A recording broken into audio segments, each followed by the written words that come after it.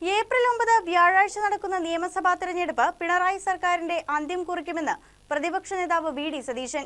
കോതമംഗലത്തെ UDF സ്ഥാനാർത്ഥി Shibu തെക്കുംപുറത്തിന്റെ വിജയത്തിനായി UDF കേന്ദ്ര ഓഫീസിൽ സംഘടിപ്പിച്ച ലീഡേഴ്സ് മീറ്റിൽ സംസാരിക്കുകയായിരുന്നു അദ്ദേഹം.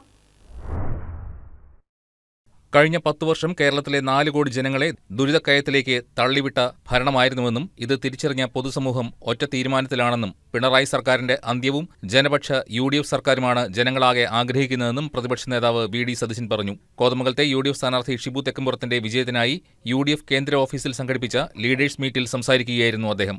കേരളമാകെ അലയടിക്കുന്ന യു.ഡി.എഫ് തരംഗത്തിലൂടെ 100-ലധികം സീറ്റ് പിടിച്ച് 14 ജില്ലകളിലും യു.ഡി.എഫ് ആധിപത്യം ഉറപ്പിക്കുമെന്നും ഷിബു തെക്കുംപുറം വൻ ഭൂരിപക്ഷത്തിൽ വിജയിക്കുമെന്നും പ്രതിപക്ഷ നേതാവ് പറഞ്ഞു. നിയോജകമണ്ഡലം election committee chairman Shameer Panakkan അധ്യക്ഷത വഹിച്ചു.